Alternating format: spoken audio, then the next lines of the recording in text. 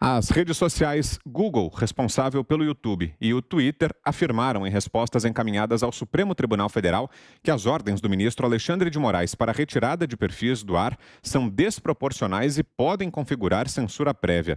As plataformas se manifestaram no inquérito aberto a pedido da Procuradoria-Geral da República para investigar apoiadores do presidente Jair Bolsonaro, entre eles o cantor Sérgio Reis, envolvidos na organização das manifestações do 7 de setembro.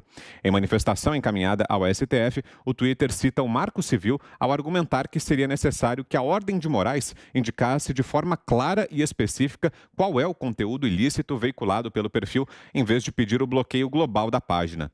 Moraes ordenou, às vésperas dos atos de 7 de setembro, o bloqueio pelo Instagram, YouTube, Facebook e Twitter de páginas de apoiadores de Bolsonaro supostamente envolvidas na organização e convocação dos protestos.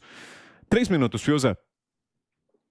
Olha, Vitor, nesse assunto eu vou me permitir ser um pouco poliana aqui, porque eu sou fã das plataformas de rede social.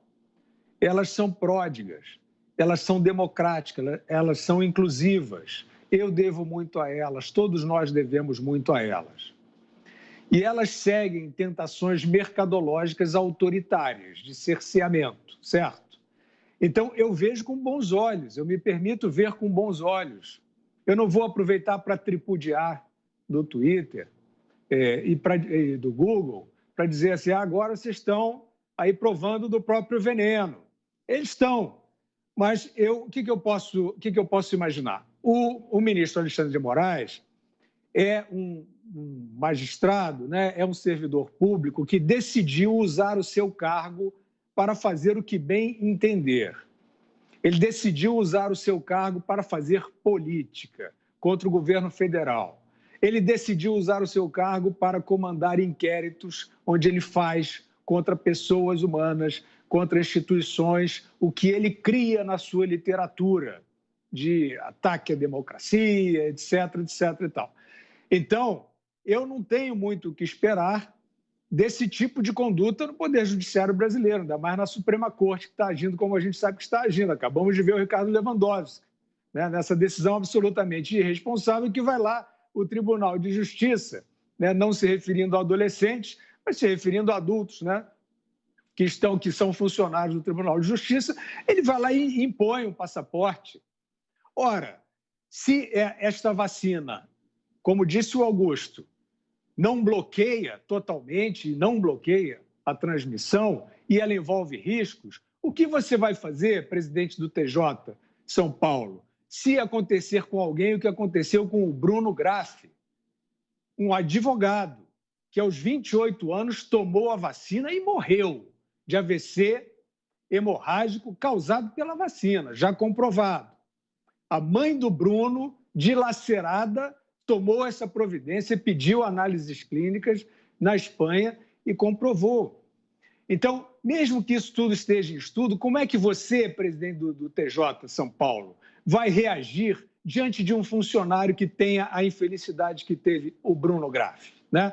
Então, voltando às plataformas de rede social, eu tenho procurado, neste assunto que é tão sensível, tão delicado e tão cheio de dúvidas, as quais eu jamais deixei de reverenciar, são dúvidas.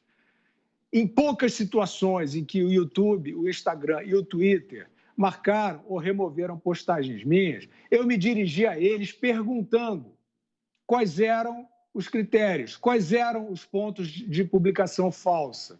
E eles não removeram novamente essas postagens. Então, eu quero ser um pouco otimista, talvez além da conta, para dizer o seguinte, eu estou oferecendo lealdade. Eu acho que essas redes são pródigas, elas são importantes. Devemos a elas muito como é que eu vou dizer, de um renascimento democrático, de opinião pública, no momento em que a grande imprensa faliu, desistiu de noticiar, não vê povo na rua. Então, parabéns às redes que estranham e ressalvam essas decisões, sim, exorbitantes, vindas do STF, e a gente espera que esse ambiente se despolua nessa direção. 3 minutos para você também, Zé. Eu entendo que as redes estão corretas. É censura prévia. Lembro que eu discordo ali do Fiuza, eu lido muito pouco com mídias sociais, porque eu tenho uma resistência pessoal. Eu entendo que elas deveriam pagar por publicações, porque são veículos de comunicação. Elas são empresas privadas que ganham dinheiro, e muito dinheiro, é o maior faturamento na área de comunicação do Brasil hoje. O maior faturamento está mesmo nessas mídias sociais. Mas elas estão sendo censuradas. Essa é a realidade. Estão sendo censuradas. Eu não acho que quando elas regulam, tiram, isto é censura. Elas sempre fizeram isso. As mídias sociais mandam o que você publica para quem elas querem. Sempre foi assim, sempre será assim. Há um algoritmo. A gente tem a impressão que quando a gente publica algo, vai para todo mundo, para todos. Não, vai não. Elas é que decidem para quem ir. Então, elas podem censurar, porque elas são donas da empresa. O que não pode é um ministro do Supremo ou do TSE dizer o que elas podem ou não publicar. Agora, eu entendo que elas devem assumir as responsabilidades de uma produtora de conteúdo. É isso, e ser responsável pelo que está publicado ali. Acho sim, censura, é censura, retirar conteúdo de uma empresa privada que gerem essas mídias sociais monopolistas no Brasil. Não existem 2 Facebooks, 2 Instagram e nem 2 Twitters.